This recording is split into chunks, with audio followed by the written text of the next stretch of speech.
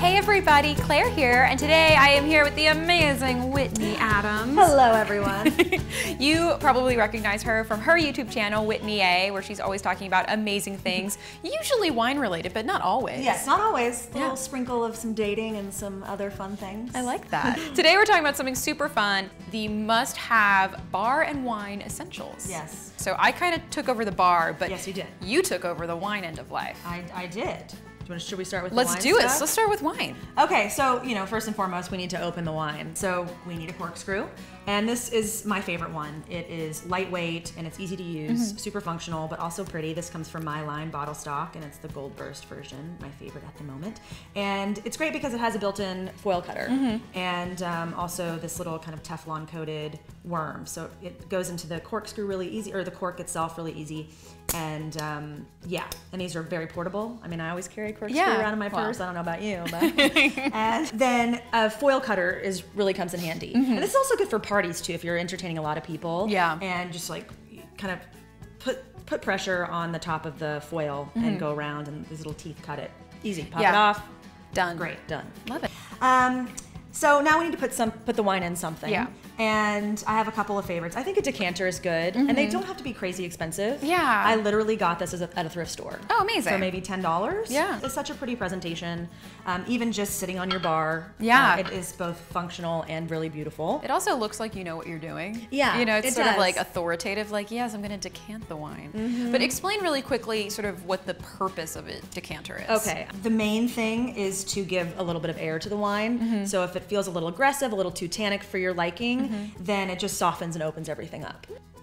I recognize that. This is my favorite glass on the planet, and this is from Zalto, an amazing Austrian company, and it's just the most elegant, like sexy stem I've ever seen in my life. And look at it. It's so like narrow. Oh yeah, I mean, just holding it, you just feel fancy. They aren't cheap, but they are worth it if you want to make an investment. They're like $50 to $60 a stem. But I think investing in a quality stem is worth it. And you can go to Target and get the Riedel 4-pack. Yeah. And not spend an arm and a leg, It's totally. And what's the benefit between, so I know that, for instance, this was really popular a few years ago, was to do stemless glassware versus with stem. I mean, I think with stem just looks really beautiful, but what's also the trade-off there? I'm a huge fan of stemless, and it just really depends on my mood and the wine. The advantage of the stem is that the wine isn't going to warm up too quickly, especially if you're drinking like an ice-cold champagne or a nice like chilled rosé or white or something like that, because your hand's not on the bowl. Yeah, it's not heating it. It's not heating it. So so with the glasses, I think it's really important to have a glass that doesn't have a lot of spots on it. And it's a pain in the butt to, wash stemware, and it's really easy, especially after you've washed it. Let it dry a little bit so it's not soaking wet, but you want a little bit of condensation and a little bit of wetness, and then use a microfiber cloth. These are, you can get them anywhere, kitchen supply or grocery stores, and they come in packs and they're really cheap. We actually did a video on how to clean your wine glasses. Remember that like a million years ago? No. Yeah.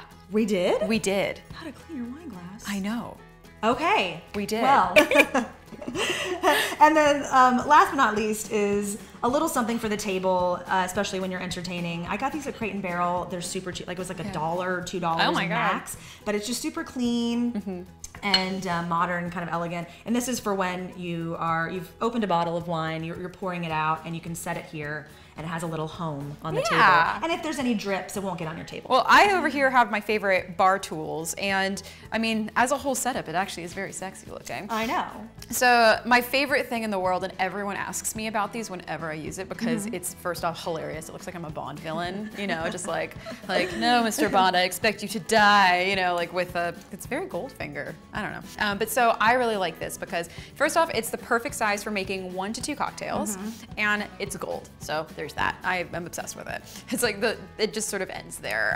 But it's from Umami Mart, and this stuff is like a little more expensive because it actually is in fact gold plated. But once again, an amazing gift idea. I got this as a Christmas present from my now husband, which is so funny to say. Oh my God, husband. But yeah, I love this. And so every cocktail shaker comes with the same 3 pieces. So basically there's the base, which is where you put everything. And then there's the top, but the top also has this little bit that comes off of it. This is usually a 1/2 ounce measure if you wanted to go for that. Or sometimes they make them extra tall to either be their own measuring cup. But this one's just a little 1/2 ounce. And then it has in here the little strainer that's already in there. However, when I make cocktails, what typically happens is this gets stuck to this because it's ice cold. It's really cold. So if you're tugging on it, don't do it. So let's pretend like shake, shake, shake, making you a cocktail. I then would use my strainer, which is part of the matching set. I have no idea why it is so complicated looking, but I think it's mostly to try to catch any business, right? Like, but essentially what you do is it doesn't fit all the way in. You just pour kind of like so. And then this catches everything. I love the measuring cup. This is basically, it's so great. It's so cute. This is a 1 ounce pour on one side and a jigger pour on the other. A jigger is a measurement that means 1.5 ounces.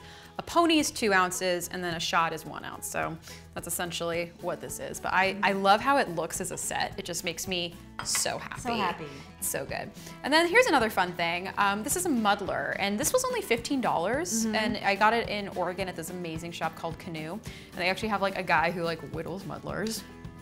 Like on site? Not like on site. It's not like that. It's not that cool. It's not like a guy with a beard and like a whittling machine and it's like, what shape do you want? Like, no, it's like we have maple and olive wood. And then the other option is stirring. So this is a typical bar spoon, and it has the sort of handy aerodynamic swivel in there because if you just want to be quick with stirring and not get a lot of liquid anywhere, you just pretend you're sort of starting a fire and you stir like that. And the red on it is actually a counterweight so that you can stir more efficiently. But no, and I love this. I mean, this is from Umami Mart as well. So this is obviously very presentation. You know, it's not like you could do this in a glass. You could do this in a bottom half of a cocktail shaker. But I just love the look of this, and the etched glass actually does serve a utility where it keeps everything really cold, but it holds on to the cold. And then speaking of cold, I have one of my favorite little ice cube trays. Yeah, I love these. I know they're made out of silicone, so they're super bendy, which is awesome. So the days of taking an ice cube tray to the sink and like hot water and hitting it and like the whole thing, it's no more now, which is great. So I love these, and they come in all different shapes and sizes, but I love the perfect little 1-inch cubes. I just think they're super cute. They are. They're really nice, but they also have really fat ones that are like 2-inch cubes, which are perfect for like an old fashioned or something. And then the last thing, which I think every bar should have, which are bitters. So Angostura is probably the best to have because it just goes in basically any classic cocktail. But these are homemade smoked orange bitters, and they have just a little bit of vanilla and lavender in them. So bitters is actually really easy to make. It's like making like vanilla extract or infusing vodka. Oh, okay. You just put a lot of stuff in vodka and then let it sit. And then that's it. Then you just mix it. It's like not complicated. Yeah, so you just have to have the right sort of ratios of ingredients and then you're all set. But yeah, so I always keep this handy, and once again, it makes a really good gift too. If you just make a big batch and want to like give it out to people, they'll appreciate it. It's very like homey and kind of like at-home bartender.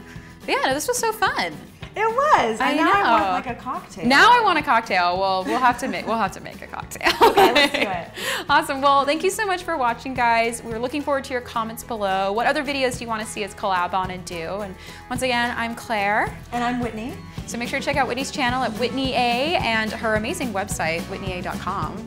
Love it. Maybe I'll see you guys later. Bye. Bye.